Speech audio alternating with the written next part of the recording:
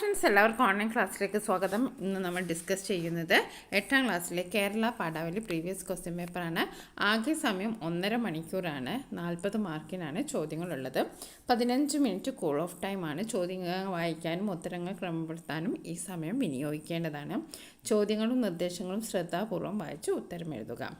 അപ്പോൾ ആദ്യത്തെ ചോദ്യം നോക്കാം. 1 മുതൽ 5 വരെയുള്ള ചോദ്യങ്ങളിൽ 4 എണ്ണത്തിന് ഉത്തരം എഴുതിയാൽ മതി. ഓരോന്നിനും ഓരോ മാർക്ക് വീതമാണ്. ഒന്ന് നമുക്ക് ഓപ്ഷനായിട്ട് എടുക്കാം. ഓക്കെ. എൻകരം തോറ്റാൽ എന്താണ് എൻ മകൻ ജയിക്കുമ്പോൾ? എൻകരം തോറ്റാൽ എന്താണ് എൻ മകൻ ജയിക്കുമ്പോൾ? പെരുന്തച്ഛൻ്റെ വാക്കുകളിൽ തെളിയുന്ന ഭാവം എന്ത്?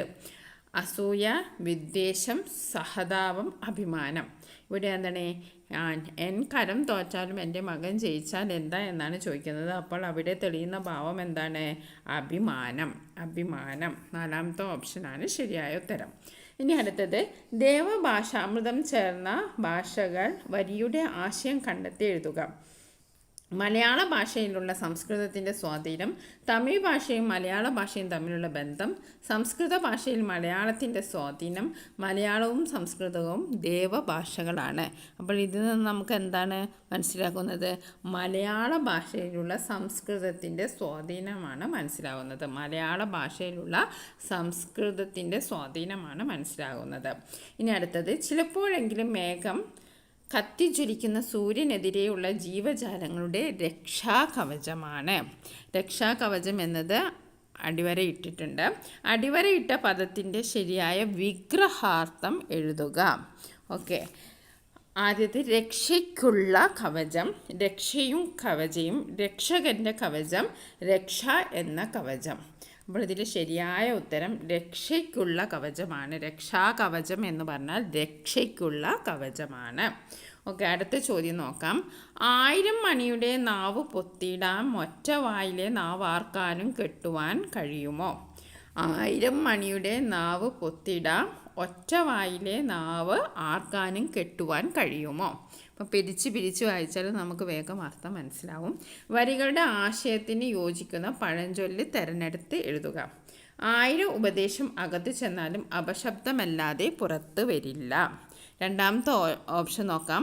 1000 കുടത്തിൻ്റെ വാ കെട്ടാം, ഒരു മനുഷ്യൻ്റെ വായി കെട്ടിക്കൂടാ. 1000 പണം പോയാലും വേണ്ടിയില്ല, മനസ്സിൻ്റെ തിടുക്കം തീർന്നല്ലോ, കൈ അനങ്ങിയാലേ നാവനങ്ങും. അപ്പോൾ ശരിയായ ഉത്തരം എന്താണ്? 1000 കുടത്തിൻ്റെ വാ ഒരു മനുഷ്യൻ്റെ വായി കെട്ടിക്കൂടാ. അപ്പോൾ 1000 മണിയുടെ നാവ് പൊത്തിയിടാം, ഒറ്റ വായിലെ നാവ് ആർക്കാനും കെട്ടുവാൻ കഴിയുമോ എന്നതിൻ്റെ അർത്ഥം എന്താണ്? 1000 കുടത്തിൻ്റെ വാ കെട്ടാം, ഒരു മനുഷ്യൻ്റെ വായി കെട്ടിക്കൂടാ. ഇനി അടുത്ത ചോദ്യം നോക്കാം. പിരിച്ചെഴുതിയതിൽ ശരിയായത് ഏത്? അപ്പോൾ ഇതിൽ 5 ചോദ്യങ്ങളുണ്ട്. 4 എണ്ണത്തിന് അറിയുന്ന 4 എണ്ണത്തിന് നമുക്ക് ഉത്തരം എഴുതിയാൽ മതി. ഒന്ന് നമുക്ക് ചോയ്സാണ്. പിരിച്ചെഴുതിയതിൽ ശരിയായത് ഏത്? പ്രത്യുപകാരം പ്രത്യു പ്ലസ് ഉപകാരമാണോ? അല്ല, പ്രതി പ്ലസ് ഉപകാരമാണ് പ്രത്യുപകാരം എന്ന് പറഞ്ഞാൽ. തല താഴ്ത്തുകയില്ല, തല താഴ്ത്തുക പ്ലസ് ഇല്ല, അത് ശരിയാണ്. കൃഷ്ണനോട്, കൃഷ്ണ പ്ലസ് ഓട്, അങ്ങനെയല്ല, കൃഷ്ണൻ പ്ലസ് ഓട് എന്നാണ് വേണ്ടത്. എനിക്കതിൽ എങ്ങനെ പിരിച്ചത്? എനിക്ക് പ്ലസ് അതിൽ. അപ്പോൾ ഇവിടെ ശരിയായ ഉത്തരം ഏതാണ്? തല താഴ്ത്തുക പ്ലസ് ഇല്ല എന്നാണ്. അപ്പോൾ ആദ്യത്തെ 4 മാർക്ക്, അതായത് 4 ചോദ്യത്തിന് ഉത്തരം എഴുതുക. ഓരോന്നിനും ഓരോ മാർക്ക് വീതമാണ്. ഇനി നമുക്ക് അടുത്ത് നോക്കാം. ഇത്തിരി സുഖം തോന്നുന്നുണ്ടെനിക്കിന്നൻ, പൊത്തിലെത്ര നാളായി ഞാൻ ചുരുണ്ട് കിടക്കുന്നു. അടിവരയിട്ട പ്രയോഗങ്ങൾ നൽകുന്ന അർത്ഥസൂചകങ്ങൾ 2ഓ 3ഓ വാക്യത്തിൽ എഴുതുക. അപ്പോൾ 2ഓ 3ഓ വാക്യത്തിൽ എഴുതാനാണ് ഇവിടെ പറഞ്ഞിരിക്കുന്നത്. ഓക്കെ. അപ്പോൾ എന്താണ്? 2 വാക്യത്തിൽ എഴുതണം. 2 മാർക്കിൻ്റെ ചോദ്യമാണ്. പൊത്തിലെത്ര നാളായി ഞാൻ ചുരുണ്ട് കിടക്കുന്നു എന്നാണ്. അപ്പോൾ പൊത്തിൽ ചുരുണ്ട് കിടക്കുന്നു. ഈ 2 വാക്യങ്ങളുടെ സൂചനകളാണ് ഇവിടെ പറയേണ്ടത്. അപ്പോൾ എന്താണ് ഇവിടെ എഴുതേണ്ടത്? പൊത്ത് എന്നത് വീണ്ടും ചുരണ്ടു കിടക്കുന്നത് എന്ന് പുറത്തിറങ്ങാതെ വീട്ടിൽ ഒതുങ്ങിക്കൂടുക എന്നതുമാണ്. പൊത്ത് എന്നത് വീടും ചുരുണ്ട് കിടക്കുക എന്നുള്ളത് പുറത്തിറങ്ങാതെ വീട്ടിൽ ഒതുങ്ങിക്കൂടുന്നു എന്നതുമാണ്. മാളത്തിൽ പാമ്പ് ചുരുണ്ട് കിടക്കുന്നത് പോലെ ദീർഘകാലമായി ശാരീരിക അവശതകൾ അനുഭവിക്കുന്ന പെരുന്തച്ഛൻ വീട്ടിൽ നിന്ന് പുറത്തിറങ്ങാതെ കഴിയുന്നു. അപ്പോൾ ഇതിൻ്റെ അർത്ഥം എന്താണ്? പാമ്പ് ചുരുണ്ട് കിടക്കുന്നത് പോലെ ദീർഘകാലമായി ശാരീരിക അവശതകൾ അനുഭവിക്കുന്ന പെരുന്തച്ഛൻ വീട്ടിൽ നിന്ന് പുറത്തിറങ്ങാതെ കഴിയുന്നു. ഓക്കെ, ഇനി അടുത്ത ചോദ്യം നോക്കാം. അർത്ഥവ്യത്യാസം വരാതെ 2 വാക്യമായി മാറ്റി എഴുതുക. ഓക്കെ, ജയാപജയങ്ങൾ ഗൗനിക്കാതെ മരണഭയം കൂടാതെ സുയോധനനു വേണ്ടി എൻ്റെ സ്വന്തം അനുജന്മാരുമായി ഞാൻ യുദ്ധം ചെയ്യും. അപ്പോൾ നമുക്ക് എങ്ങനെ എഴുതാം? ഞാൻ ജയാപജയങ്ങൾ ഗൗനിക്കാത്തവനും മരണഭയം ഇല്ലാത്തവനുമാണ്. സുയോധനനു വേണ്ടി തൻ്റെ സ്വന്തം അനുജന്മാരുമായി ഞാൻ യുദ്ധം ചെയ്യും. നമുക്ക് ഇങ്ങനെ എഴുതാം. അപ്പോൾ അർത്ഥവ്യത്യാസം വരാതെ 2 വാക്യങ്ങളായിട്ട് നമുക്കിത് മാറ്റി എഴുതാൻ കഴിയും. ഇനി അടുത്ത ചോദ്യം. അടുക്കള മാത്രം ഭൂലോകമാക്കി കഴിയുന്ന അന്നത്തെ ഗൃഹനായികമാർ മിക്ക ദിവസങ്ങളിലും ഒഴിഞ്ഞ വയറോടു കൂടിയാണ് ഉറക്കത്തിലേക്ക് ചായുന്നത്. വരികളിൽ പ്രകടമാകുന്ന സാമൂഹിക വിമർശനം 1, 2, 3 വാക്യത്തിൽ എഴുതുക. അന്നത്തെ കാലത്ത് സ്ത്രീകൾക്ക് പ്രത്യേക പരിഗണനയൊന്നും ലഭിച്ചിരുന്നില്ല. അവർ വെറും അടുക്കളക്കാരികൾ മാത്രമായിരുന്നു. അതിഥികൾക്കും വീട്ടുകാർക്കും വെച്ച് വിളമ്പുന്ന അവർ പലപ്പോഴും പട്ടിണിയിലായിരുന്നു.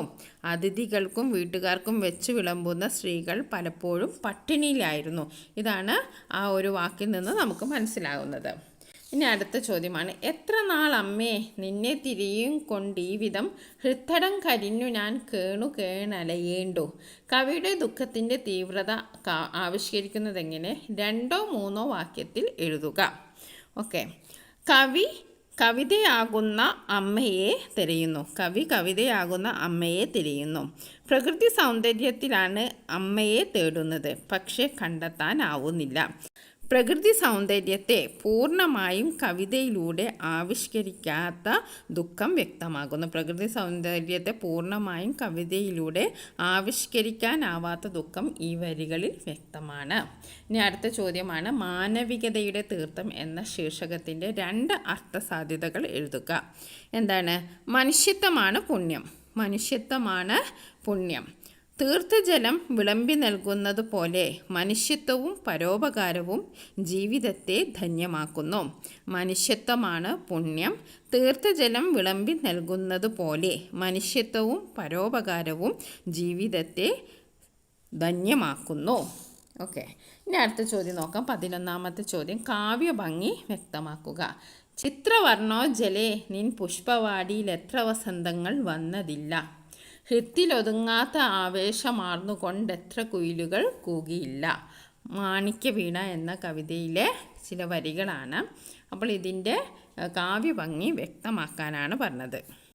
പല നിറങ്ങളിലുള്ള മനോഹര പുഷ്പങ്ങൾ കൊണ്ട് നിറഞ്ഞ പൂന്തോട്ടമാണ് മലയാള ഭാഷ.